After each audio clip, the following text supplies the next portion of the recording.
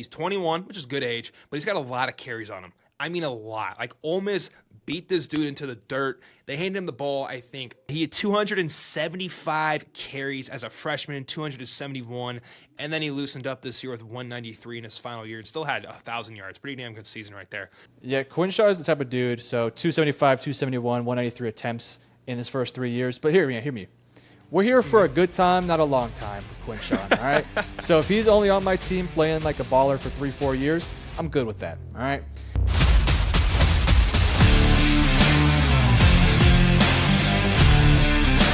The ball is on the 25, and it is 1st and 10. Welcome into the show. Today we're talking about our top 10 running backs, Metro's list, my list. Metro is my co-host. I'm also your very nice co-host. Metro, how are you doing today?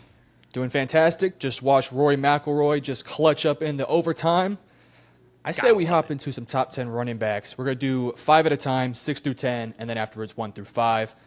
Do you want to start or do I want to start? Do you have any kind of you feel some certain type of way? Do you want to kick this off? Do you want to trail? Who started us off in the receivers? I think I did. Okay, so then I guess I'll go. Yeah, you got it. You got it. It doesn't really matter at the grand scheme of things, but I'm going to judge you hard. That's why it matters. Good. I hope so. All right. I feel like prior to this, our list should be pretty similar to one another, especially towards the top 5. We'll see some similar names, but I think the back end from 6 through 10, I think we're going to be pretty different. Yeah. All right. Number 10, I got DJ Giddens. Number 9, I got Cam Scatabo. 8, RJ Harvey. 7, Damian Martinez. And 6, Dylan Sampson. Okay. And then 10 you had one more time? Giddens? Yeah, DJ Giddens, Scatabo, Harvey, Martinez, Dylan Sampson. Okay. Very interesting. I'll go 10 to 6 as well. Starting at 10, we have Bracial Tutton. Bracial Tutton, not Bracial with an R. It's an H. That was Tootin. Tootin? So I said both of his names wrong. Bracial Tootin. A Calvin guy. Really high here. That'll be the outlier. Dylan Sampson. All right. RJ Harvey. Got it. And then finally, Cam Scatabo. All right. I want to hear about Mr. Bracial Tootin. I heavily considered him for my list. In fact, he was like in my top 10 for about 90% of me making the list. And then last second, I fell in love with DJ Giddens. So, do you want to explain why you have Mr. Bracial Tootin? I would absolutely love to. So, Bracial Tootin is a super well-built RB. That's kind of a theme for this year, is you have a bunch of well-built running backs who also have the tape that show it.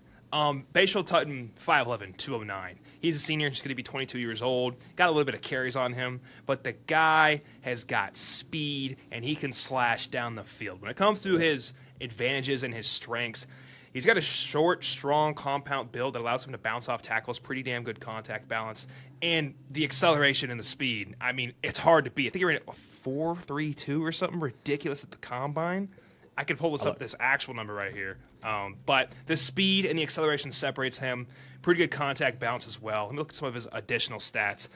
800 yards after contact, just reinforcing that. And then 62 forced mixed tackles, tied for 23rd out of all of college football. So you talk about strong, quick, powerful running back. He's a complete package and just a really good value, I think, in like round 4, round 3. This is the kind of running back you can wait on and later in the draft and be just as happy with any of the guys who got in the 3rd round, in my opinion. I love what Bracial Tootin brings to the table.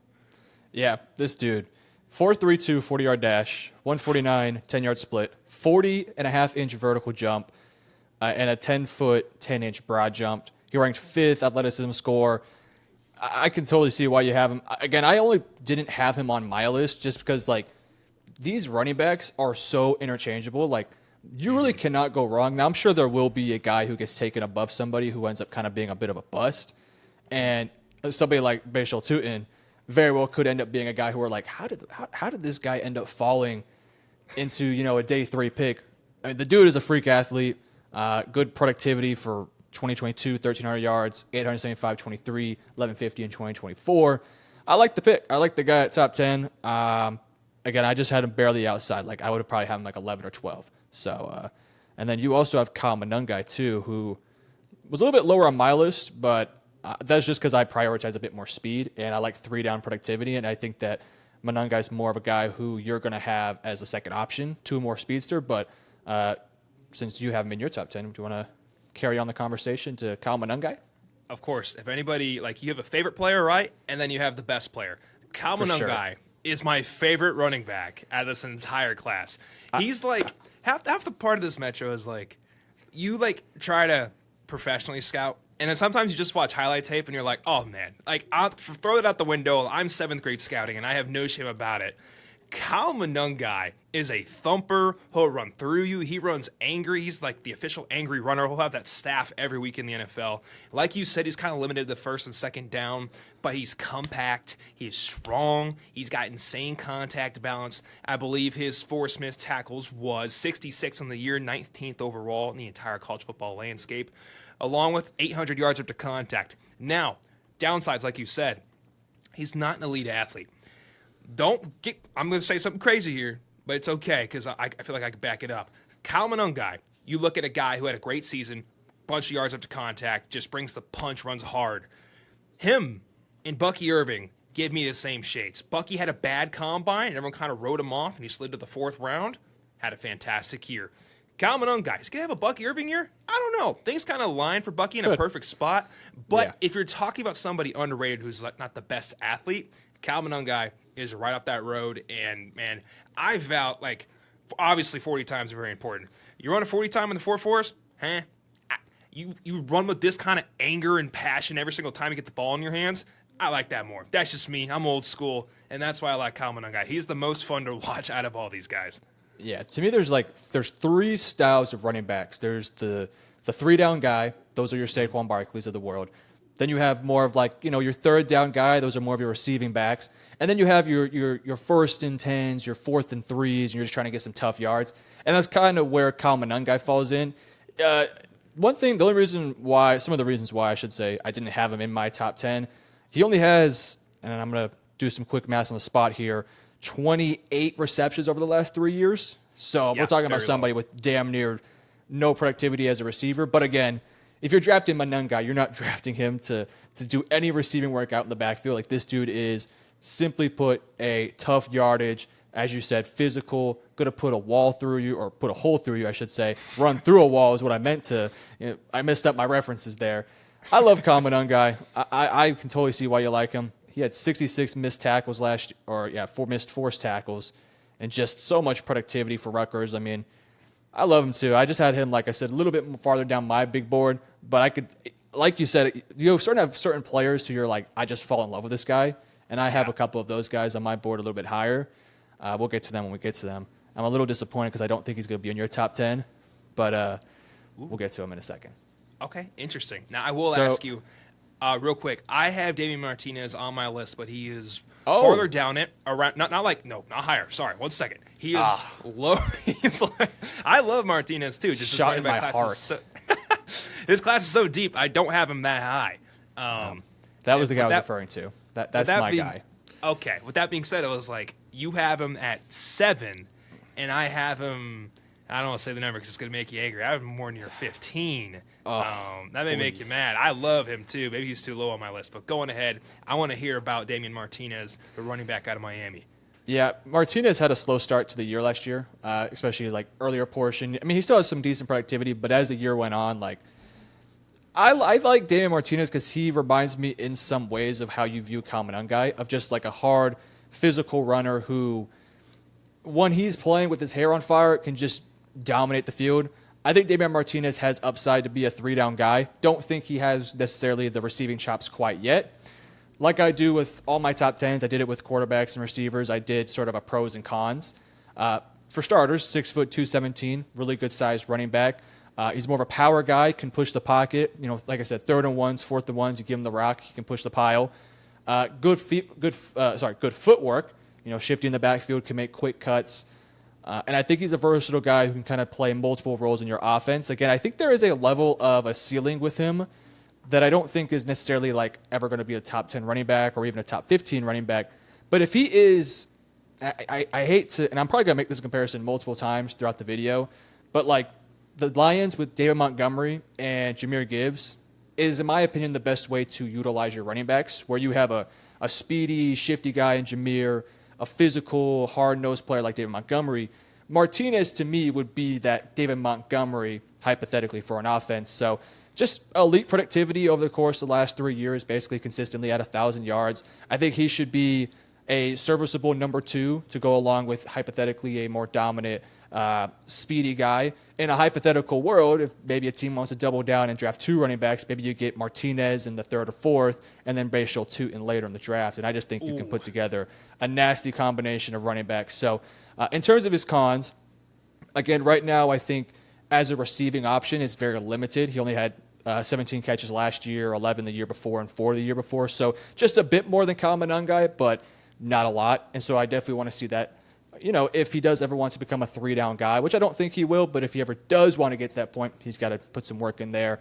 Pass blocking, like a good number of these running backs aren't the best at pass blocking. We'll definitely have that be a kind of a repeat concern for several guys. And I think change of direction, while I do think he's shifty and can hit a hole really nicely, I think in terms of, going from one spot to another, he can be a little bit slow. Maybe in terms of footwork, he has the ability to get there. He just doesn't have the pure athleticism. So I have Martinez a little bit higher on my list than you do. Again, he's just one of those guys for me that I'm like, I could just fall in love with the guy. Like, he's just a lovable teddy bear that hopefully my team drafts at some point because my team needs a running back. And by the way, I did hear the Cowboys are interested in him, so my fingers are crossed, especially if it's like a 3rd or 4th round pick. I think it'd be great value. That is fantastic value. Now, I will also ask you about this player. You have Scadaboo ranked at 9, which is, not even against me, against the popular opinion for sure. I want to hear your stance on Scadaboo. Do your thing. So we'll talk Scadaboo here first, and then I'll talk. Do you have DJ Giddens on your list or no? He's at 11 for me, so he's like right next to you. So we'll do DJ Giddens next since he's my number 10. But, perfect. Oh, dude, listen. All right. I already know people are going to say, he's a Texas fan. Of course, he doesn't go like Cam Scadaboo. But if anything, I fell in love with Cam Scadaboo when he went against Texas. I just am a realist, all right? And I personally value guys who I think have a higher ceiling to be a 3-down back, and I just don't see that with Cam Scadaboo. I don't see it with Damian Martinez either. I just think there is a higher likelihood for him to actually become that. Listen, 5'10", 220, the dude is built like a brick wall. He's massive. You don't want to get in this dude's way. If I'm a long, lanky corner and I see Cam Scadaboo running my way, I'm probably ducking, or I'm running out of bounds, or I'm getting myself blocked so I don't have to go in there and tackle this guy. So for his pros, I put good size, power running back. Surprisingly, as a receiving option, Cam Scadaboo is oddly good. I do think that he does have certain limitations just because of how big he is. Like, I don't think he'll ever be a dominant pass catcher or anything like that, but he has shown the ability to make some pretty nice catches out there. And for somebody who is as big as he is, very good in terms of making some quick cuts, getting from one hole to the next hole, and just also a very smart player who can do a number of different things for your offense. But here come the cons, and for me, again, this kind of holds him back from ever truly becoming like a 3-down guy. I say his foot speed is not very good. As an athlete, very below average. And I just think in general, because he's not a great athlete, he's not the bandiest guy and very much kind of a stiffer player. He doesn't get super low. He can't hurdle anyone. The jukes aren't really going to be the greatest. And I think the one thing that people always try to point to, and I hate that I have to do this because I'm a Texas fan, so I'm going to defend my boys here for a second. They're going to be like, oh, well, he dominated Texas. It's like, yeah, he dominated Texas for like, I don't know, a quarter and a half, whereas for the rest of the game, especially the first and second quarter and early in the second half, the Longhorns shut him down for the entire game. Now, maybe that's just because Texas has 4 or 5 defensive linemen who are going to be NFL players. But again, that's the competition you're going up against when you're going into the NFL. And so I just kind of have this fear that his athletic profile, stiffness, and foot speed is going to hold him back. Whereas I think Martinez, who I'm kind of using as a comparison because they're similar style backs, I think has a higher likelihood of succeeding because I think he's a bit more shiftier. And I know Scadaboo statistically was fantastic, but I just don't see his play style translating as well. Now, again, he's ranked number 9 in a loaded draft class, so I do think he'll have a role. And again, you put him next to a speedy guy, I think it can work out. But yeah, I have him at number 9, so he'll be a 2nd, 3rd, or 4th round draft pick, and he'll go to any team and they'll fall in love with him instantly. So that's my thoughts on Scadaboo. You have him at, what was that, number 6? I have him at 6, all the way up there. All right, go ahead. Go off. Tell me why I'm wrong. Oh, yeah. you have him top 6. That's basically a first-round pick. Scadaboo, man. Cam Scadaboo. How do you not love him?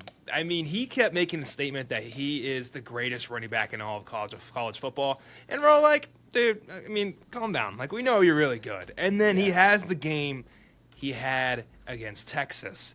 And I'm sorry to say that, my man. I was pulling for Texas too. But it's just hard to argue that kind of game he had. He caught the ball in a fade route and took out the walk-on safety and then mean-mugged the camera with no helmet on. All right. You know, I'm a simple man. You run with attitude, you run with anger, Yep. I like you. I'm an old-school kind of guy. That's just where I care. You run a fast 40, I'm like, I understand. Athletes actually win football games.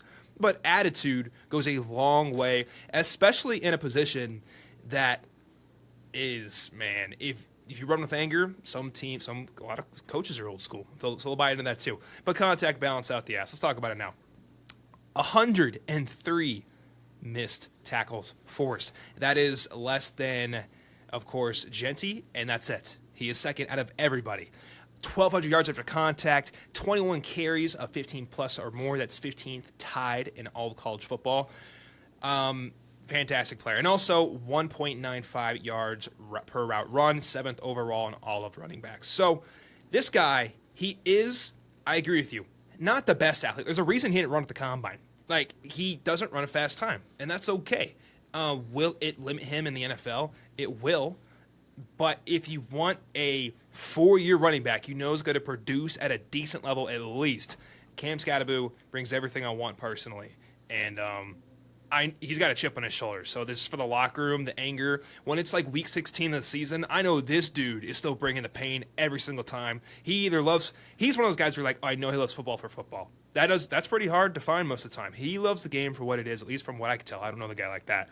But love the passion. He's also a fantastic player. And he proved time and time again that he's not the best. We got Genty and other players at Hampton. You get the idea. But Cam Skattebo, awesome running back. I like what he brings to the table. Next. Go ahead. Yeah, sorry. No. Between the tackles, Cam Skattebo is fantastic. I do worry about him in like a zone scheme just because I don't think he can move, what would that be? East and west? West-east? I feel like I'm totally messing that up. No.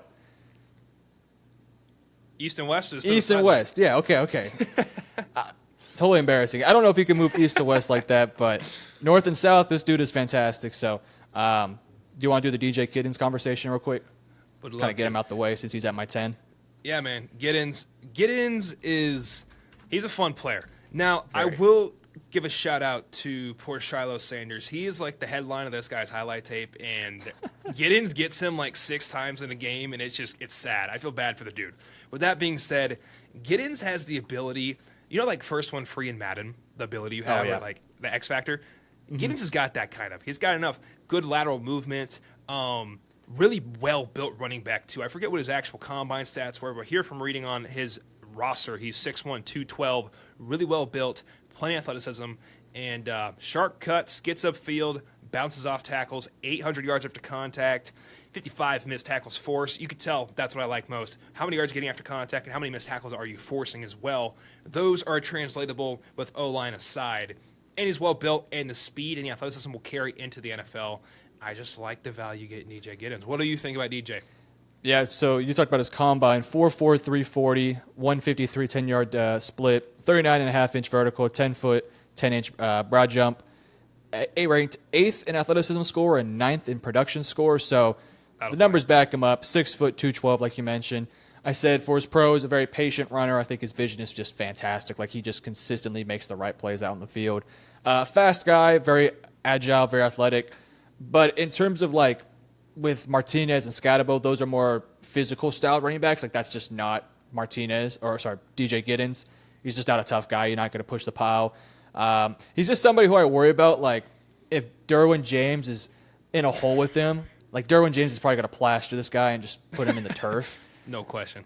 But I think he's got good size. I think in terms of, urgency could be improved, strength, not tough, not physical. But, man, I think that he has the potential to become, like most of these running backs below 7 or 6. Like, I don't think he's a 3-down guy.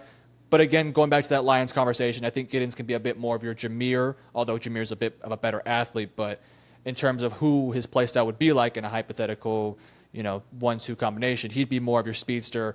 And I just love his upside just based off his pure vision. Like, if you have great vision, good feet, and are just patient behind the line of scrimmage, like, you will find success at the NFL.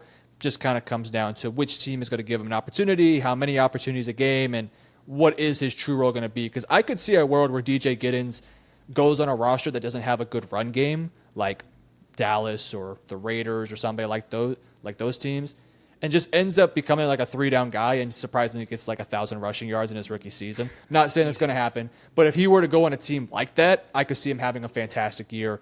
Regardless of what team he goes to, though, I think he'll be a solid running back 1 or running back 2 and be a big part of their future. So that's the DJ Giddens conversation. We both have RJ Harvey. You have him 7, I have him 8. So I guess you want to segue to him? Yeah, I'll take Harvey. Take Sampson. Sure. Yeah, I have Sampson 6. Where do you have Sampson at? I have Sampson 8. below at 8. So all right, sweet. So you do the RJ and I'll do Sampson. Perfect. RJ Harvey has got everything in one running back. He is super fast, super agile, great elite lateral quickness, and he brings on contact like anybody else. Almost 900 yards after contact, 69 missed tackles forced, and 32 carries of 15-plus yards, second out of all running backs. He's everything you want. Now, he's shorter at 5'9". I think he's actually 5'8", 5'9", 5'8", 208, but he's well built. Like, he's strong, he's compact, so it really doesn't matter. And I think he actually plays to his advantage when he's running the football. It's hard to get leverage on a guy that's 5'9" and built like a bowling ball, man. And he's also got the burners on him. The only call out I have on RJ Harvey, he bounced it outside a lot at UCF just because of the scheme. I think it's something he'll learn to let go, and that's half the reason he had an awesome season. But everything else you look for in a running back, RJ Harvey has got it. He's had a journey. I think he was a quarterback at one point and transferred around and finally got to UCF and did his thing there as a running back. Awesome athlete, produced a ton, and I like what you get in RJ Harvey. What do you think about Harvey before we move on? Yeah, I've been kind of doing this for each running back where I look at their combine, because combines are really important for running backs. You just want to see how fast they are. 4.40, 157 10-yard split, 38-inch vertical jump, 10-foot 7-inch broad jump. I had a production score of 3 compared to all the other running backs and an athleticism score of 12. So obviously ranked super high up there with other players.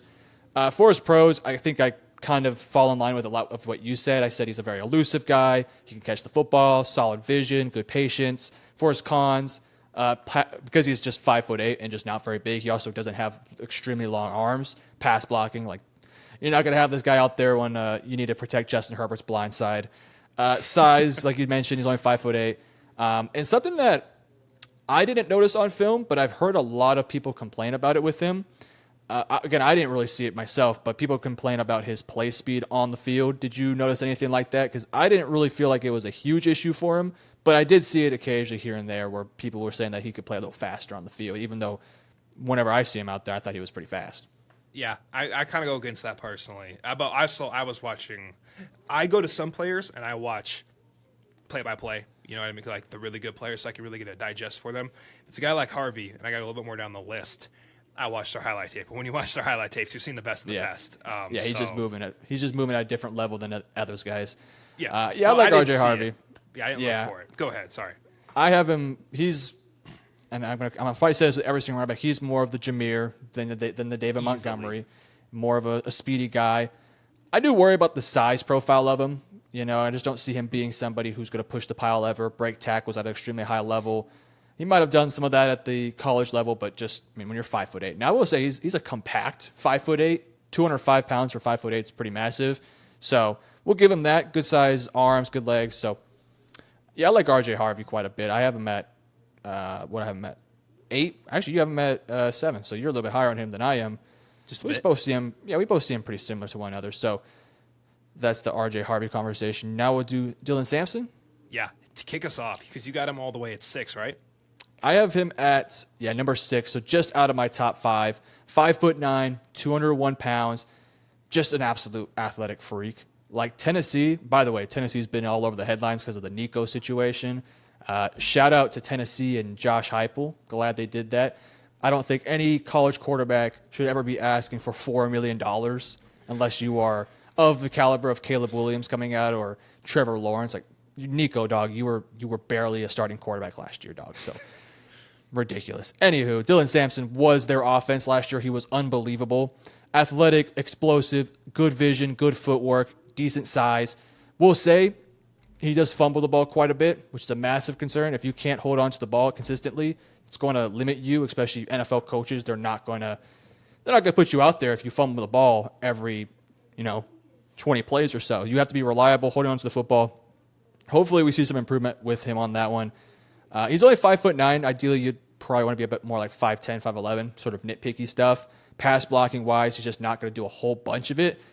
But again, this is, like I said, he's Jahmyr Gibbs. He's going to be somebody who you use as a receiving threat. He's somebody who's shifty, can be a gadget guy. I don't know if he'll ever become a 3-down guy or somebody who you can consistently rely upon about being your only running back, just because I don't think he's big enough, and I do worry about the fumbles. But, man, I just look at this guy, I kind of think he's a bit of the total package for a speedster-style running back. You're not going to use him on the goal line. 4th and 1, you need to get a first down. Probably not putting Dylan Sampson out there, although you maybe throw him a little jet sweep, but I'm going to work there. But I love Dylan Sampson. Watching his highlights is unbelievably fun, just because every single time he's out there juking somebody inside the line of scrimmage, taking the ball 80 yards down the field, carrying that Tennessee offense at times. So that's what I saw in Dylan Sampson. There was a point where I believe he got injured or was out for some reason, and the Tennessee offense just completely stalled. So Dylan Sampson was so unbelievably important. He also had very good productivity last year. He had over 1,400 yards and 22 touchdowns. So he carried the ball a lot for Tennessee, and it showed.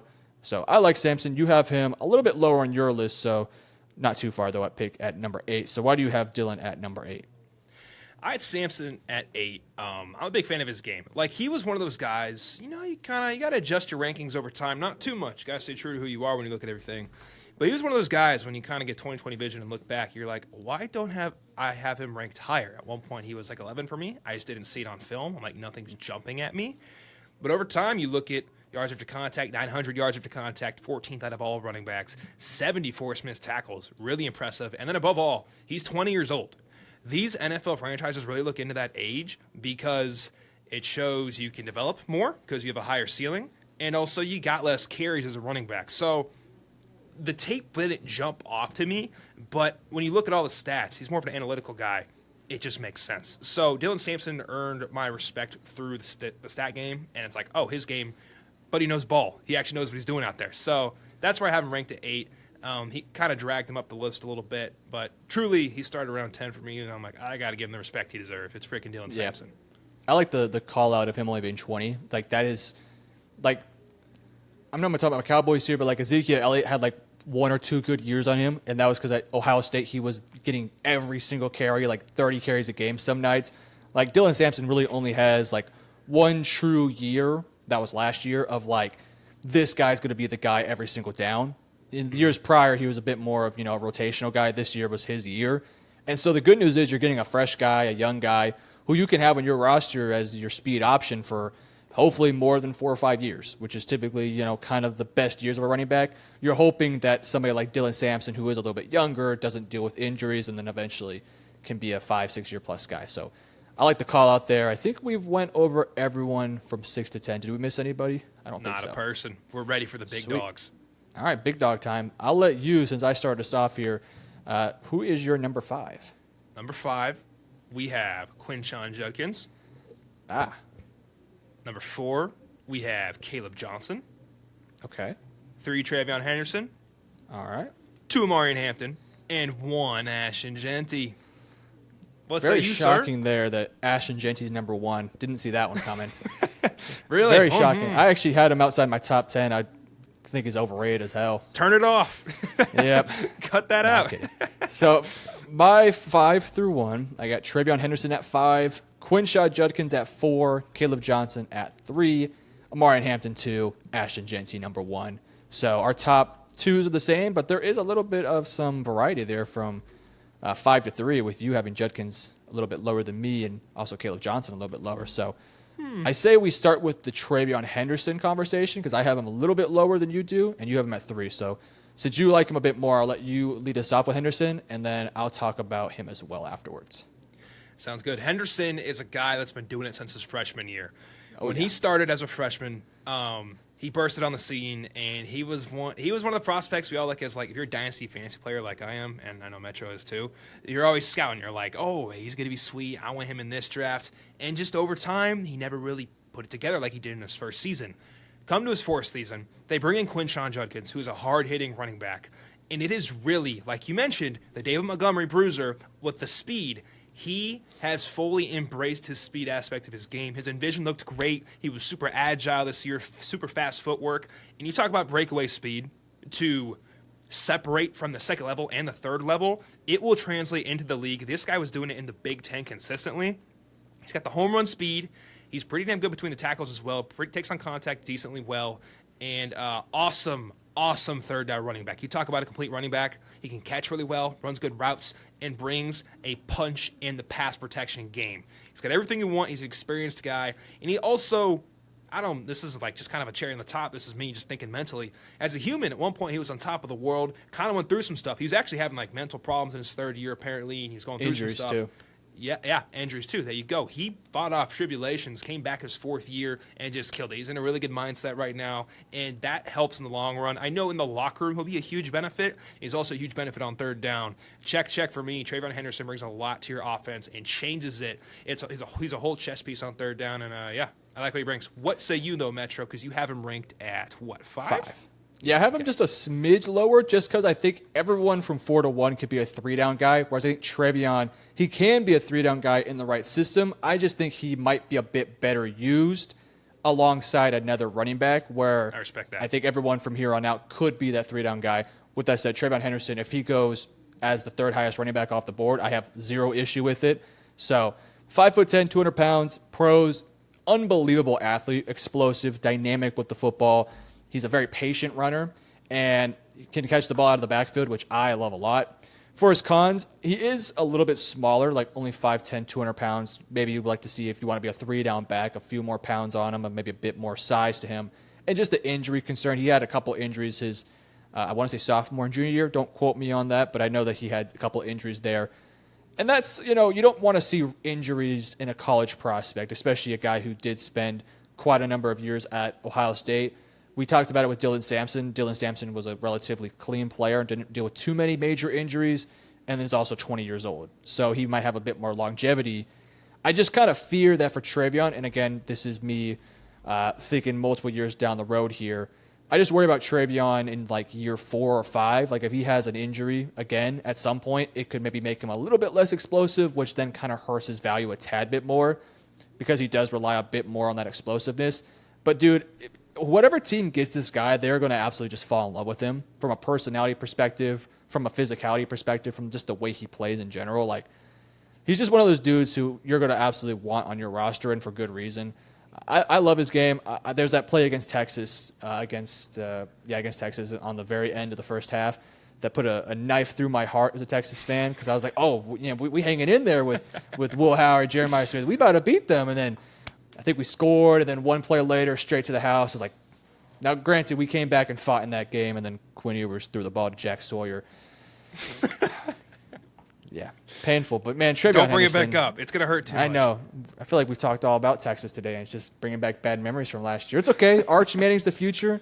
He's better than Julian Sayans, so hopefully no Ohio State fans are watching this. But I love his size. I love his ability. I think Trevion Henderson will be a great pro. Could be a sneaky late first-round pick, by the way. Would not be shocked one bit if a team like Washington takes a flyer on him and says, hey, you pair up with Brian and just cook out there. Would be nasty. So I have no issue with him at number 3 for you. I actually considered moving him up. It just kind of comes down to I like 3-down guys, so that's just my whole ordeal. I respect that. Speaking of 3-round guys, you have 2 guys ahead of me with that Trayvon Henderson flip. You have him at 5. I have him at 3. So you have Caleb Johnson and Quinshon Judkins ahead of me. Can you start with Quinshon Judkins at 4? Why do you have him ranked this high?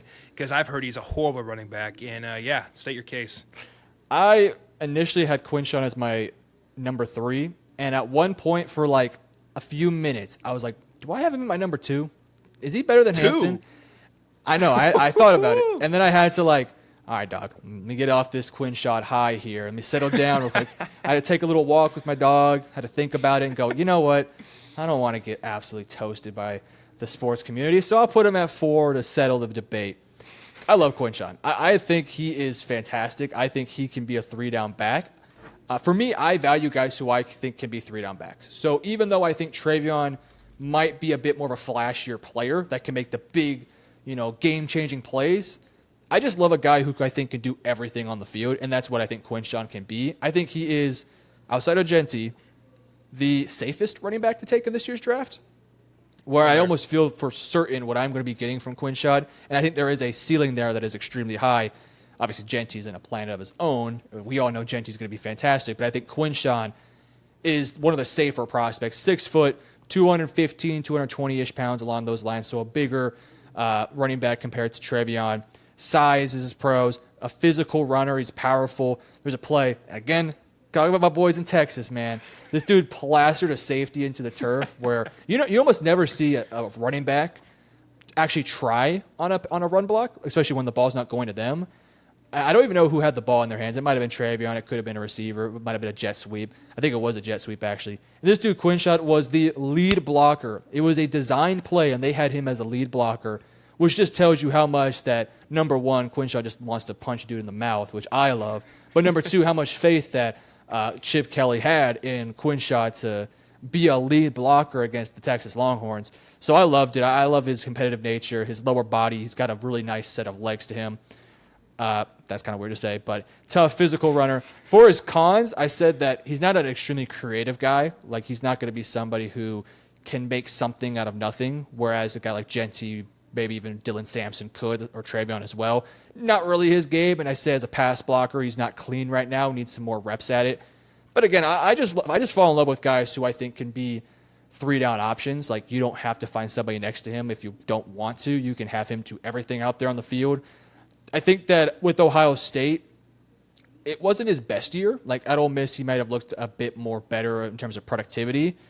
But it felt like once he became a bit more involved in the offense and once he realized this team was something special, especially down the home stretch where it was like everything felt like he was just playing a little bit harder, which was nice to see. And so I think for Quinshawn, he's going to go to a team that's going to fall in love with his skill set, going to have him doing all sorts of things on the football field. And yeah, again, I had him at number 2 for like a solid 15 minutes, and then I had to come back down to earth. So you have him at number 5, so you think he is undraftable and probably the worst player ever. So had to. Let's hear about how terrible Quinshawn Judkins is. Quinshawn Judkins, going into this year, it was Omarion Hampton, Quinshawn Judkins, and of course, Ashton Genty. Those were the 3-headed horsemen.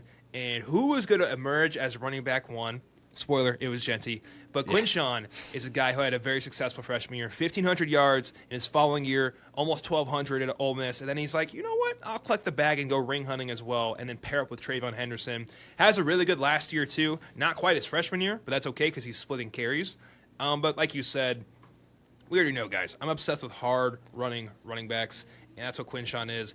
Bunch of yards after contact, bunch of force missed tackles. Not as much in his final year, I want to call out. In his freshman year and sophomore year, though, insane. Off the charts. That's where he was killing it. So, yes, I understand the junior season isn't exactly what you saw in his sophomore and freshman, but that was so much fun and so appealing that it's just you can't take it off your mind. You have to account for everything throughout his whole career. Only cons, because you mentioned all his strengths, the only cons I have for Quinshawn, like you mentioned, he's 21, which is good age, but he's got a lot of carries on him. I mean a lot. Like, Ole Miss beat this dude into the dirt. They handed him the ball, I think, he had 275 carries as a freshman, 271, and then he loosened up this year with 193 in his final year and still had 1,000 yards. Pretty damn good season right there. But that's my only concern.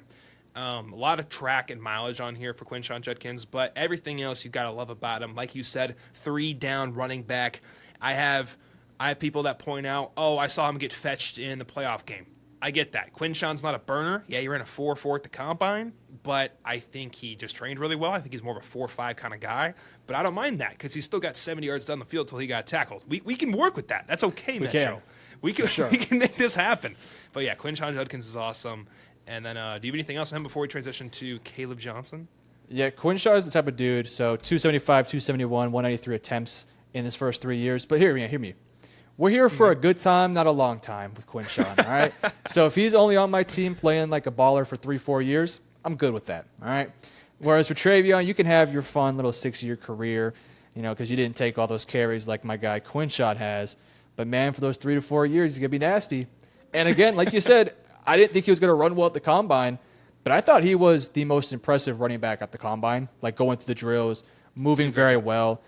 And so I think maybe that was part of the reason why, because I started doing these rankings several months ago, or weeks ago, I should say, around the Combine. And that was when I was like, oh, man, I got to move Quinshot up. He looked better than Caleb Johnson in these drills. He looked better than Dylan in these drills. Better than Amari Hampton? No. Amari Hampton looked really good in those drills. But Amari Hampton is 22, a little bit older, and you want to talk about mileage on him, 281 carries last year. We'll get to Amari here in a second. But, not to mention, this past year only less than 200 carries, so maybe a little bit fresher legs for a few years. But, no, I love Quinshon. My guy, I wish that I should have planted my flag and moved him up the board, but I'll stick with my guns here. I'll stick with my guns here. I'm not going to. You don't get cooked? No, because I did eventually say to myself that I did like Caleb Johnson better. And even though I'm talking myself more into Quinshon right now just because I want to plant my flag, I'll stay the course here. So do you want to do Caleb Johnson? Because you have him at 4 and I have him at 3, so we can run into him real quickly. Perfect. Caleb Johnson, 6'2", 225, super long arms as a running back. Had an awesome O-line. Maybe not awesome is the word, but a really good O-line at Iowa. And this guy just racked up the numbers. 1,500 yards, 21 touchdowns, 25 targets, and a good amount of receiving yards as well. Now, Caleb Johnson, you have to account for O-lines and how helpful they are. Caleb Johnson's one of those guys that succeeded because he had a really good O-line. And because of that, he's been kind of on a downtrend since the season. Like, in the season, it's like, oh, Caleb Johnson, is he running back 1? And then now it's like, okay, let's calm down. He had a really good O-line to run behind. But when you dig into the stats, the same 2 stats I bring up every damn time, Metro, because I'm obsessed with them. 66 forced missed tackles, 19th out of everybody, and 1,000 yards after contact. And then also, my favorite, because Caleb Johnson isn't the fastest dude. Didn't he run like a 4.6 at the Combine or a 4.5? 4.57, so he just cracked the 4.6s. Yeah, he cracked the 4.6s, but he had 28 carries of 15-plus yards, which is third out of all running backs. I'm not concerned on what your 40-yard dash is if you're producing like that. You're taking chunks out of the defense. That is considered an explosive play on a run. 15 yards for a carry and also 15 yards for a pass, I believe, or it's 20 yards. Point being, the guy's making big plays for you, and those explosive plays equate to points at the end of the day. I like what Caleb Johnson is. He's a strong, powerful running back with really good vision, fantastic in zone. Man, you get this guy in a zone scheme where he can eat, he will eat all day long. The only thing I've heard that's a big knock, I heard he's not great in pass pro. I don't know if that's true. I haven't seen it myself. Like, I'll admit when I've seen it and when I haven't seen it. Rumor is from, Todd McShay. He's like, I don't like him in pass pro. Maybe that's real. Maybe it's not. But something to account for. But you talk about a 3-down running back. He can do everything you need at a high level. I think Travion does everything better, personally, because he can do third down better. But Caleb Johnson does first and second down better. And it's just pick your poison. What do you want? That's if you had both of them on the same team. Now we're talking. Spend a first round on Travion. Spend the second round on Caleb Johnson. Just say, hey, we're going to have the nastiest running back duo in the league behind a good old line. I don't hate it. The Chicago Bears, hear me out, Chicago, 39-41 or 37-30. I'll get you 2 picks. Back-to-back, Caleb and Travion Henderson. That'd be sick. Come on. What about Ashton Genty and Caleb Johnson, though? Even cooler. Even cooler. Go either way. But, yeah, I love Caleb Johnson. What do you think about him, buddy? I love Caleb Johnson. Okay, so we begin this by discussing why I moved him above Quinshon. Yeah. Just because I talked about Quinshon a lot. I love the fact that Caleb Johnson went up against consistently stacked boxes. Like Iowa, can't throw the football. I mean, they did a little bit better this past year, but basically could never throw the football, right? Dinosaur so defenses are stacking 7 people in the box, 8 people in the box, and just saying, all right, Caleb, can you beat us? And pretty consistently, Caleb Johnson was beating teams. Like, Iowa was a ranked roster at certain points, mainly because of Caleb Johnson. Caleb, 6 foot, 225, great size. I think he's unbelievably nuanced with his footwork, has an NFL-like scheme. Like you mentioned, I did put for his cons that as a pass blocker, leaves a bit to be desired. And while he does have some level of productivity as a catcher, I still think there is some untapped potential there. Only 22 receptions last year and only, 190 receiving yards. So I think there is a bit of room for growth there. I just love the fact that this dude went up against NFL-like boxes. Like, in college, sometimes what you'll see is teams have a bit more of unique defensive schemes to match a more high-flying offenses. So, like, especially in like a Big 12 scenario where you're going against like Texas Tech or something like that, or I don't know if they still run the air raid, but in their past, running the air raid offenses where they're gonna spread it out like Tennessee does and stuff. So your defenses, you're not going up against these super stacked boxes. Like Caleb Johnson was running NFL schemes, so the second that he goes to an NFL roster, it's going to be like, oh, I already kind of did that for Iowa, and I think he can be used in zone or man blocking schemes. And honestly, for like you look at Dylan Sampson, I guess I didn't talk about it then, but he was going up against these super light boxes because Tennessee likes to super spread everything out. That's not what Caleb Johnson is at all. Caleb is running into the teeth of the defense, going at linebackers, going at safeties, and pretty consistently was always one of the best players in the field in every single game. So that's kind of why I moved him up the board. Once I came on when I was doing my walk, and I was like, has Quinshawn ever went up against NFL-like defenses? A few times, like Texas and Notre Dame and so on and so forth. But Caleb Johnson was doing it every single week, going against massive stacked boxes where they're throwing all their best run defenders out there, and Caleb Johnson beat them every single time. So that's why I have him at number 3. I guess we can now, since we've done our 5-3, we can do the Omarion Hampton versus Ashton Jeanty conversation. Totally. Which I don't think there is much of a debate as to who's better, but maybe I say we try to make a case for Omarion Hampton to be RB1. Let's see if we can make a case for him. I can easily do that. You want me to kick it off? Go ahead. I know you're very high on Omarion Hampton. I think you have him, 12th on your big board? I got him like 7, dude. I'm obsessed. Woo. 7's All crazy. right. Don't get me wrong. I also Cook look it. for a little bit of shock factor. Can't lie. Get a little bit of clicks going, but he's definitely top 15 for me. Omarion Hampton. Biggest con. Okay, hear me out. For the next 5 minutes, not 5 minutes, for the next 2 minutes, you're probably going to try to clip me, whoever's out there, and be like, this guy doesn't know shit. I'm trying to argue against Ashton Jeanty, and it's going to be hard. With that being said, here we go. Jeanty, while a fantastic player and having one of the best seasons of all time at running back, is only 5'9", 215. And Midget, also, basically. Yeah, he's a midget. And he had 375 carries in his final year. Toasted. Omarion, toasted. No future. No future. No chance. Omarion Hampton, you look at running backs like Derrick Henry, right? We see Derrick Henry every year, we're like, oh, the wheels are going to fall off. The dude is built like Godzilla. He just keeps going every single year and keeps producing every single year as well. Omarion Hampton is 6'1", 220. You tell me what's better, Metro, 6'1", 220 or 5'9"? 5'9". I'm not giving Short Kings any credit right here. 5'9" and 215. Which one's better, Metro? 6'1", 220, 5'9", 215. Well, if you are a midget, you're probably saying 5'9", but we're saying 6'1" over here. We prefer Exactly. bigger, stronger, and physical than Ashton Jeanty. We don't like Jeanty around here. No, Jeanty's just a horrible running back, obviously. With that being said, Omarion Hampton, great third down ability. Can also pack a punch in the pass protection area. Also great at catching, but so is Jeanty, so kind of a problem there. That's all I really got. The only thing I got for Omarion Hampton is he's bigger, he's stronger, arguably, but Jeanty also bounces off tackles like nothing. Maybe over a 10-year career, Omarion Hampton lasts longer. That's my really only argument. Like, if you want to look at it that way, I think the longevity is better. He's a more well-built running back. And Ashton Jeanty was ran into the dirt last year. You can't. I think there's a stat. It's like in the running and the NFL when you have like 300 plus yard carries on a previous season, the chances you will flop the next year are extremely high. Just because running people can't do that. We're humans. Maybe people like Ashton Jeanty are aliens. And they just keep going. But I'm trying to find something to argue against Ashton Jeanty. That is the only argument. Longevity of his career. That's where I have Omarion Hampton. Now, I'm done trying to argue this. Tell me what's so great about Omarion Hampton and not trying to compare him to a great running back like Jeanty. Oh, yeah. If we're just simply looking at Omarion Hampton, 6'1", 227 pounds, great size, great power, good balance, like kind of like Jeanty, not as good as Jeanty, but contact balance is very sharp. And even though he's not the fastest running back, I think he's very explosive and moves quite well. Like, he might not run a 4.3 or a low 4.4. What did he run at the combine? I think he ran what? I'll pull it up for you. Keep talking. I'll find it for you. Yeah, Hampton, though, he's just a smooth move. He ran a 4.46. That's what he ran. So just not the fastest guy in the world, but 4.46 is totally fine. I think for his cons, I thought that his vision at time was a little bit inconsistent at certain points, but I think it's definitely serviceable and definitely will be improved with an actual with an actual NFL running back coach. It just needs a bit more patience behind the line of scrimmage. But even then, I think I'm kind of nitpicking there. Like, he's just a really refined running back prospect that I think a lot of teams would love to have. Yes, Genty might be a bit more flashier and maybe in the long term probably a bit more worthy of the pick, but that's why you're paying a premium price for him, as a top 10 pick potentially, whereas for Hampton, you're probably looking 15 and beyond for him.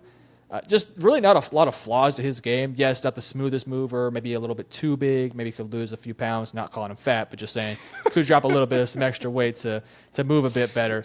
And just some patience issues here and there. I kind of threw you into the fire there of trying to compare him. So what do you think of Amarian just as a prospect, not comparing him to Genty?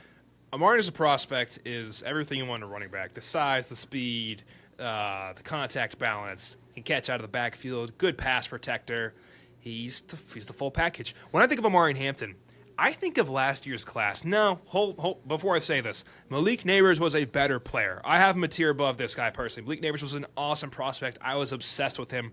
I even secretly liked him more than Marvin Harrison Jr. You may think I'm lying, but that's just me personally. Anyways, Marvin Harrison Jr., he was talked about as the guy every single sentence ever. Malik Neighbors was shadowed by that. We were like, oh, he's awesome, but he's not Marvin Harrison Jr. First year, guess who breaks out? Malik Neighbors. I think he's a better prospect overall. With that being said, similar to how Malik Neighbors was overshadowed from an awesome prospect in Marvin Harrison, Amarian Hampton is kind of catching that shadow from Ashton Genty. And I understand Ashton Genty's a fantastic running back, but he will get more of the credit he deserves in his first year playing. People will figure out very fast who he is if they're casuals and don't know already. And, it's everything you want in a running back. And I'd rather take the discount. Maybe I'm getting him super early in day 2. Probably like a 20% chance of that happening. I'd rather take the discount on a running back than pay a top 5 pick for Ashton Genty, personally. I like the value you get later in the second round. Yeah, that's totally fair. So I think that's basically what needs to be said about Amarian. He's the second best running back. There really is not a great conversation about having Amarian over Genty. No. I do know there are some people who probably would say that he is better just because of how many carries Genty did have, which is a legit concern. But, yeah, I think it's pretty safe to say he's the second best. So let's finish this off with the Ashton Genty conversation, because after we tried to belittle him for his 5'9" midget size, I think it's time we bring him back up and talk about him as actually the best running back in this class and arguably the best pure prospect in this class, not named Hunter or Abdul Carter, maybe even including them. So I'll let you kick it off here by talking about Genty, and then I'll kind of finish off the conversation. Yeah, man. I'm going to give you I'm going to give you 6 numbers, okay? Ooh. Actually, 5 numbers. You ready? 101 zone attempts, 9th overall. First in gap attempts, 193. And more importantly, 1,900 yards after contact. That's almost 2,000 yards after contact. Brother, are you kidding me? That's ridiculous. Nasty. Unearthly. 152 force missed tackles. We were talking about guys in Giddens who had like 66 force missed tackles. Awesome stat. He's almost tripling that. And then yards of carries of 15-plus yards. 36 of those bad boys first overall. First in every single category. And when you say it like that, I don't care that he's 5'9", 215, like I was trying to belittle him earlier. He's a beast. He's a beast. He's fast. He's strong. He's a bowling ball. Yeah, I don't know what there is to complain about him. He was a wide receiver in high school, so he's got great pass catching ability, brings the pain. He's not an elite pass protector in my eyes, but I don't really give 2 shits. It's Ashton Genty. If we're going to use Ashton Genty to block, our coordinator needs to be fired immediately. But that being said, that's enough meat riding on my end. Take it away, Metro. What do you think? Yeah, here might be a bit more of an impressive stat. 29 touchdowns in one season out of the running back is just ridiculous. 2,595 rushing yards and 29 touchdowns. Now, that's over a span of 14 games played. But statistically speaking, it is just ridiculous. And it was kind of the same conversation with Caleb Johnson, where every team was stacking the box against him, and this dude was still churning out yards, even when the offensive line wasn't blocking that well. Like, he was just consistently moving the pocket, being shifty as hell. That Oregon game, I don't think he had the greatest statistical game in that one, but he was just making ridiculous plays against guys like Derek Harmon, Birch, and all these Bassa, and all these great defensive players for Oregon. I said for his pros, and I don't think I feel like we're kind of repeating what everyone else says, but contact balance, unbelievable speed, great vision, very patient, IQ off the charts. For his cons, pass protection, he's just not going to do too much of that at the NFL. They're not going to ask him to do it. He's also a little bit shorter, only about 5'9", maybe 5'10" on a good day. And then for Genty as well, just a lot of carries to his name, which to me is concerning in some ways because you want to have a running back, especially if you're taking him like top 10, you would like for him to be around for multiple years. So I think whatever team does take Genty, they would be wise to not overspend his carries too often his rookie year. Like, I don't think he should go for 25 carries a game like Dallas was doing with Ezekiel Elliott or even Saquon with the Giants, and we kind of saw how many injuries he dealt with throughout his time with the Giants. I would say that's my only concern for Genty is that he potentially has a lot of carries to his name. So for me, I would say, look, draft another running back at some point or already have a running back on the roster to pair up with Genty so that way you can only give Genty 20, 25 at most carries a game to just kind of spread out his career a little bit longer. So there's just not a lot to complain about with Genty. He is such a clean prospect, and I mean the landing spots for him are really solid in the first, top 15 picks. Like if it goes to Dallas, Easily. great. Goes to the Saints, great. Goes to the Chicago Bears, perfect. Like dog, like that's unbelievably dominant. Even the Jaguars would be fun. Like there's a lot of great landing spots for him. So whatever team he does go to, he's going to be asked to be more of a secondary threat compared to the passing game. Right? If he goes to Chicago, got Caleb Williams going to be throwing the rock. It's not going to be a situation where he's going to be the only good thing on that roster, whatever team does take him, because his teams don't do that no more. So, yeah, I love Ashton Genty. I think he's going to be super duper fun to watch, and he very well could end up being like 5 years down the line, probably the best prospect or best player that comes out of this draft if things go his way. So, yeah, pretty safe to say that Ashton Genty's a stud, and even though we might try to make the conversation that Hampton is comparable, it's just really not that close. Hard. It's hard. It's like one and then, or like an A+ prospect, and then it's like maybe B+, A-. Yeah. Yeah. And so it's like Amarian's great. It's just Ashton Genty's kind of in a tier of his own. So with that being said, I have a fun activity before we wrap up our final list. Let's I'm see going to it. go, I asked ChatGPT, what are the best running back prospects of all time in the NFL draft? And we're going to go down to the top 10. You're going to tell me where Ashton Genty slots in, okay? You're answering this for me. You ready? okay, all right, I'm going. Number one, we have Barry Sanders, 1989. He had, 2,800 yards in a shorter season and 42 touchdowns. Is he better or worse? Oh, come on, dog. Where did Barry go in the draft? He went third overall. Should have mentioned that. I gotta give it to Barry. Okay. He leads the college football in rushing yards, right? Yeah, he holds it. Yeah. Nasty. Second, we got Bo Jackson, 1986, drafted first overall by the Tampa Bay Buccaneers. Freak athlete, apparently ran a 4.12 in the 40-yard dash. Heisman winner, power and speed. Also an MLB caliber athlete. Is he above or below Bo Jackson? Bo Jackson. Okay. Now we have Reggie Bush, USC, first round, second overall by the New Orleans Saints. Versatile, elite agility, elite speed. Do you have Reggie Bush higher or lower? Man, this is tough. As a prospect coming out of college, I'll go Reggie. Okay. But Genty was so good. I know. It's close, man. And then You also have to put yourself in the time period as well. That right. was a more running back driven league compared to now. It was Reggie Bush. So I'm almost thinking, okay, if you put Genty back then, would he be above Reggie? I don't know. It's a toss up. I'll go Reggie because. Okay. Yeah, we'll go Reggie.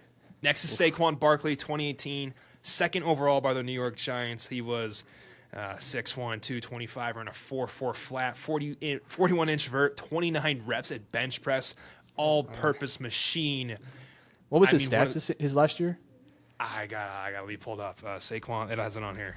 Saquon Barkley college stats.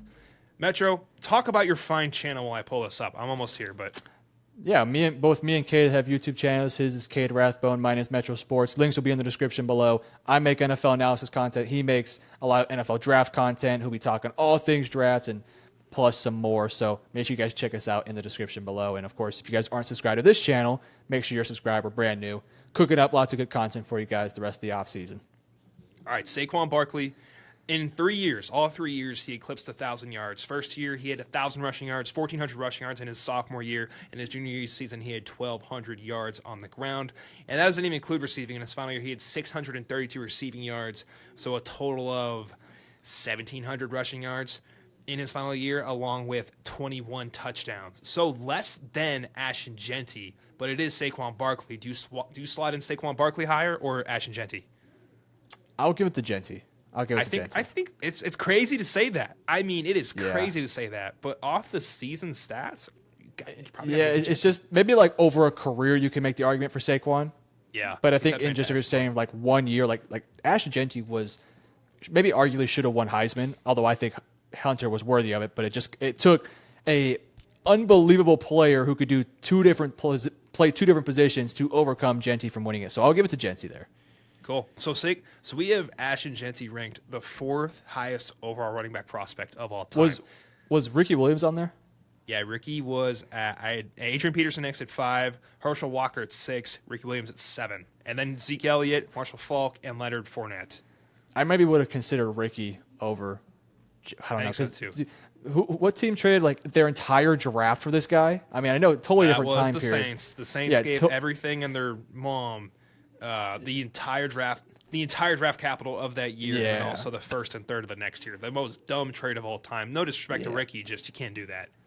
Yeah, but that just tells you how much that at least one GM was like, hey, this dude is a generational. So I maybe would have considered Ricky just because of how ridiculous that story is. But at the same time, totally different era of football. So, yeah, Genty's a star. I mean, one of the best running back prospects we've ever seen. It just kind of happens to be that he's not going to be a top 5 pick because of running back value.